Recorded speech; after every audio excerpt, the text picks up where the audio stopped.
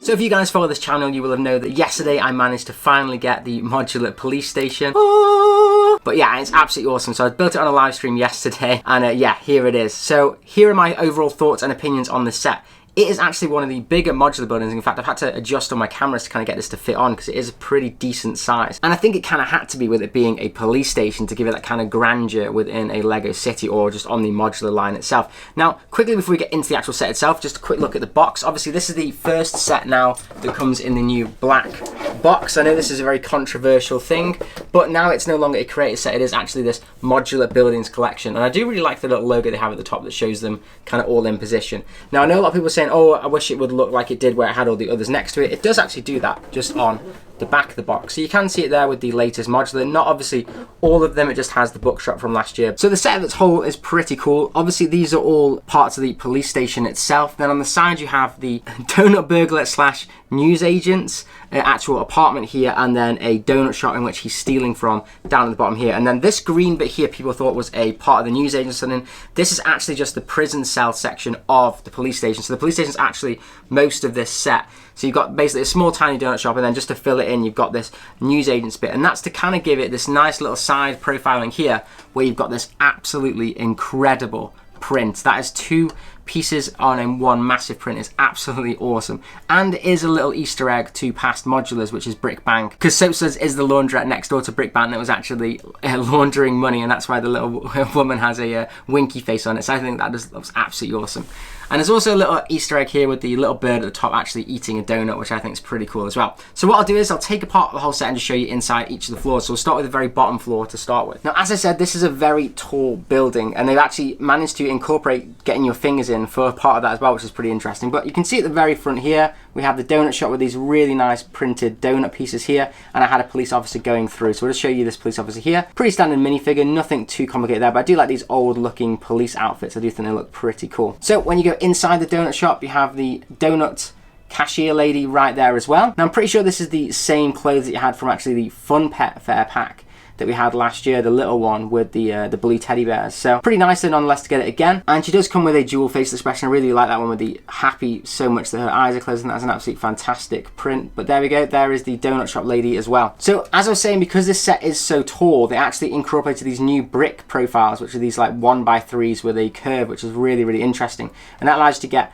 in between here a little bit easier with your fingers. But as you can see the cashier register here, there's lots of donuts things on the back. And what's really interesting actually, if you take this off, they've actually used right back here two of the jumper plates from the DC movie ones that were like putting them into positions and stuff to use as the back for tilting these, which I think looks really, really cool. Really impressed with that. But overall, I think they've managed to pack quite a lot of detail into this small little area. And when I saw it on the pictures and stuff, I thought this is nowhere near big enough for the donut shop. It actually doesn't look too small at all, and I think it's got ample room in there. So I was pretty happy with the actual sizing of that section. So before we get into the main police station itself, this is the donut burglar slash newsagent. Now he is the story in this set, which he is actually stealing to make newspapers, I'm guessing. He's stealing donuts so he can sell the front page article, which is this new print here, which says "Donut Thief Still Hungry," which I think is absolutely awesome. It's a new print. You get two of those in the set. Nothing too spectacular about this minifigure though, but he's pretty cool to have in the set anyway. But this is his little newsagent section, and if you actually pop the lid off the newsagent, you can actually do that with this little store.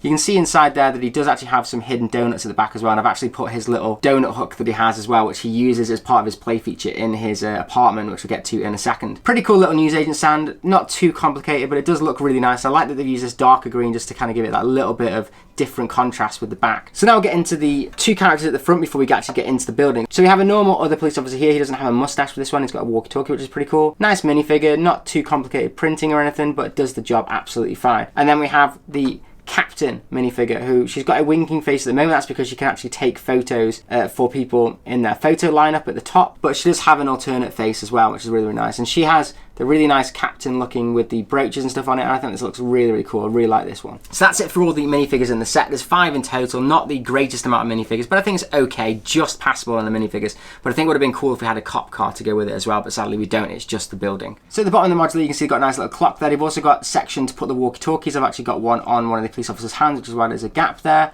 You've got this really nice new printed rotary phone, which is awesome, and some paperwork there. And then you've got a really nice built water cooler there as well, which is really cool. And then at the back, you can just see there is actually a bit underneath the stairs, and that goes out to this back door here, which is really cool. And it actually does have a little crack here at the back of the building as well, which is because inside here you can actually pop off this jail section, and underneath you can flick up the bench, and they are actually tunneling away. So you can see there's a little spoon down there, and they're tunneling away to kind of get out of jail, which I think is really, really funny. It would have been really cool if we got a prisoner with that, but sadly we don't. And interestingly, we have the first toilet of 2 in this set, which is right there. We don't often get toilets in modular buildings, but we do have one right there. So that's the bottom floor. Really, really cool. Very spacious staircase leading up to the top, which I think is pretty cool though. Gives it that kind of grand feel to a modular police station. So the next floor we have is obviously the main police area, and then actually this little green area now becomes the place where you take the prisoners' pictures, which is pretty funny. I really, really like that. But over here we'll start with the top of the donut shop first. Now interestingly, there is no stairs to get to this apartment building, so actually he has to use the ladders at the back of the building, which is quite interesting.